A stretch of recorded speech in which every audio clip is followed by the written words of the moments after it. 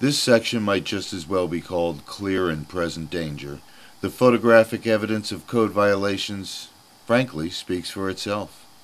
This is the utility room of Cottage 9 on the north end of Hen Island.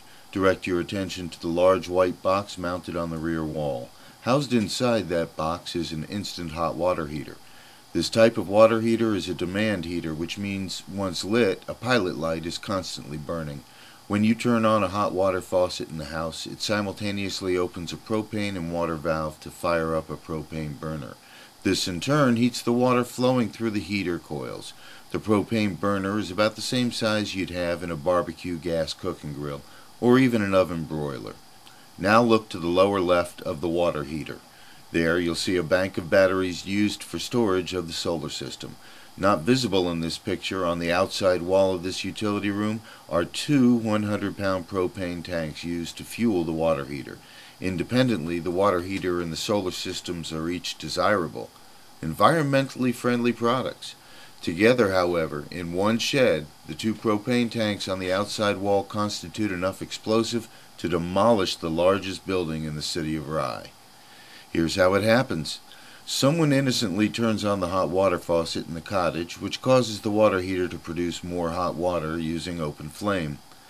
As you can see, located less than a foot from the flame are 12 solar-powered lead-acid batteries. Lead-acid storage batteries produce hydrogen and oxygen gases when charging and discharging. Hydrogen mixed with oxygen is highly explosive and can be ignited by any spark or flame. This may explode the battery case and cause a chain reaction in the utility room. Keep in mind there are 12 batteries, not just one, magnifying the force of the explosion by 12. This is a strong possibility by itself, but also note the electrical plugs and boxes just above the batteries. If one of these boxes short circuits, the same reaction can occur. The manufacturer of this equipment strongly recommends that all installations be performed and inspected by qualified personnel for a reason. These systems are designed to be housed in separate compartments, not in close proximity to each other. The system in this picture was improperly installed on Hen Island 5 years ago without any electrical or plumbing permits. The City of Rye was notified about the many serious electric and propane violations present on Hen Island. To date, the only statement issued by the City of Rye was attributed to the city manager, Paul Shue, by way of the New York Times article of September 9, 2007. The article read, quote, Mr. Shue said no violations were found when Rye's building inspector, along with county health and environmental officials, inspected the island in July. End of quote. Despite Mr. Shue's comments, having the batteries, electrical sources, open flames, and propane tanks in such close proximity clearly constitutes a dangerous condition and a violation of the building code. Similar to the previous picture, this is the utility shed for Cottage 19 on the middle section of Hen Island. The white box in the lower left corner is a truck battery. The two propane tanks are located within just 3 feet of the one large truck battery, all of which are located less than 3 feet away from the electrical and circuit breaker boxes. There are also exposed electrical wires from the truck battery and the circuit breaker box. Covered only by lattice doors, this shed is open to rain, sleet, and snow. In addition to poor wiring conditions, the electrical fixtures are not waterproof. When this picture was taken, the cottage was closed for the winter and the tanks had been removed. During the season, the tanks are connected to the two lines to the right and left of the gas regulator, which is the round object in the center of the picture. The potential for fire and explosion mentioned in the previous picture also holds true for this shed. And there's an additional problem. This picture of the same cottage reveals that the shed is in close proximity to the toddler's swing set in the play area. The shed is located in the center of the picture, rear of the brown lattice doors, and is within just 25 feet of the swings.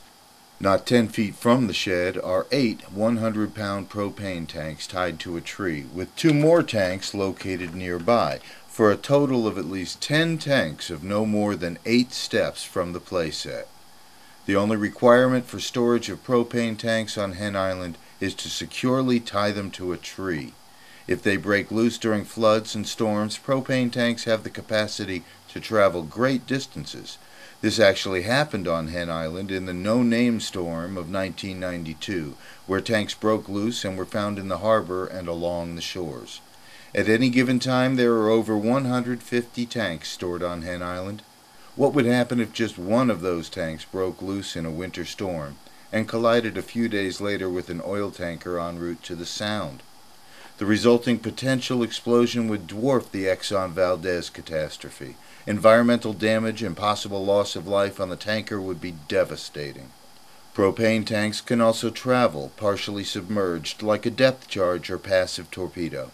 Imagine the agony of the unsuspecting pleasure boating family who collides with a hidden depth charge in Milton or Mamaroneck harbors.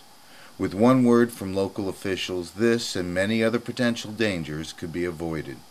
Can it be that the city of Rye is unconcerned with protecting safety on the island and the environment of the Sound? Why have they never inspected electrical and propane installations on Hen Island, despite repeated requests to the building department, the council, and Mayor Otis? A recent news article in the Rye Sound Shore Review from September 21st of 2007 states, quote, "Substantiating that claim is the city of Rye, who hasn't involved themselves in the issue." That is, according to Assistant Manager Scott Pickup, who added that the city feels the island has complied with everything that has been asked of it by the city's building department based on recent inspections over this summer. End quote.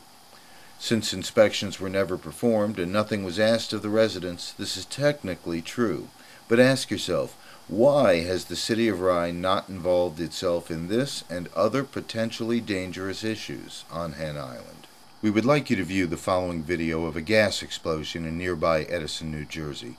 Although the explosion you are about to view is that of a natural gas explosion, please keep in mind that at any given time there are over 150 to 200 100-pound propane storage tanks on Hen Island.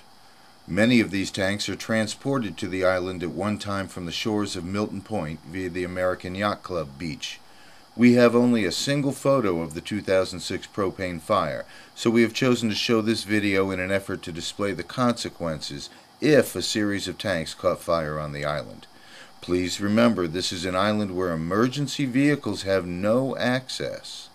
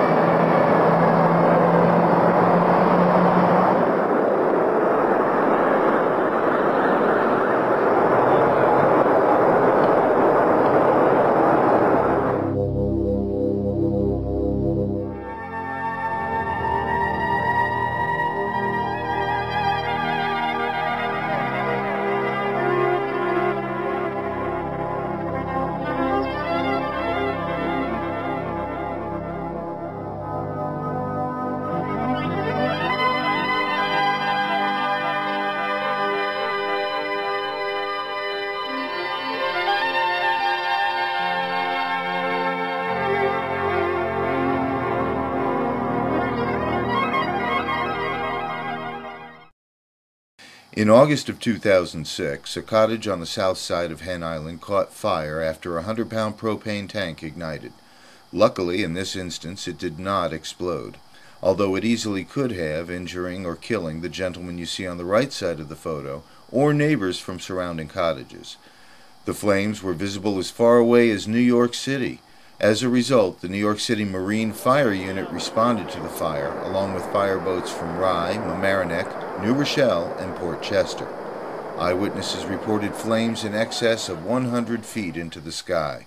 Flames were visible along Westchester's shoreline, even though there was no direct line of sight to Hen Island. Again, this was the result of only one tank. This unnecessary fire jeopardized the lives of the responding firefighters as well as every man, woman, and child present on the island that day, not to mention the unsuspecting boaters in the harbor.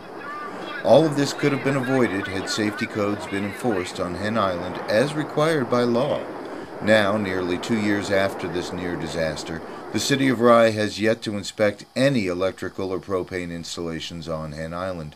In a Journal News article on September 4, 2007, City Manager Paul Shue was quoted as saying, "It's private property. We have to get permission to go on site. If there's something that comes to our attention, we'll look at it."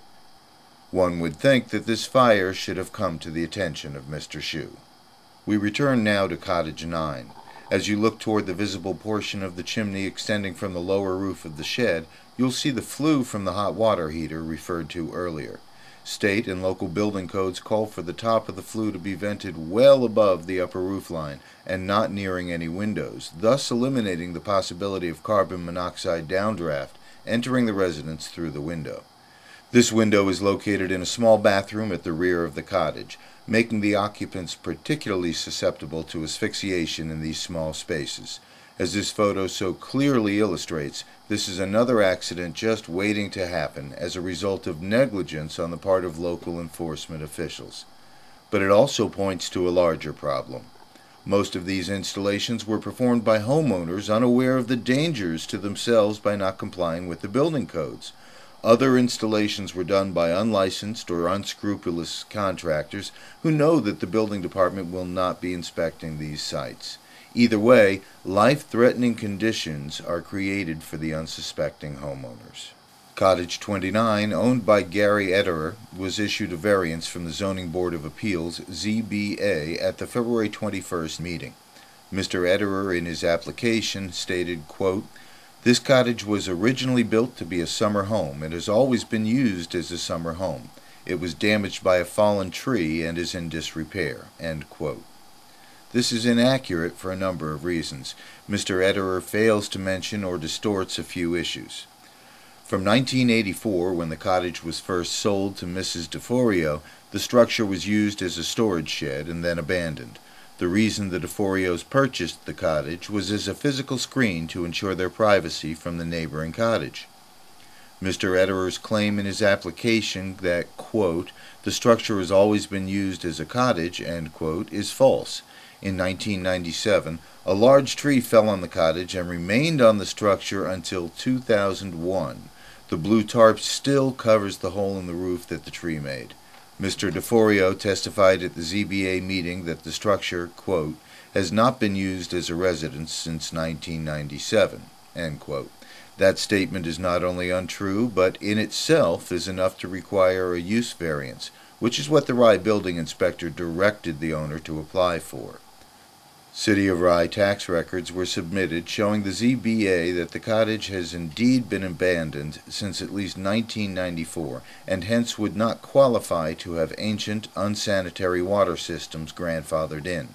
The ZBA, however, concluded that continual use was proven thanks to Mr. DeForio's testimony, inappropriately chose to ignore the facts, and approved another type of variance altogether, an area variance. The result?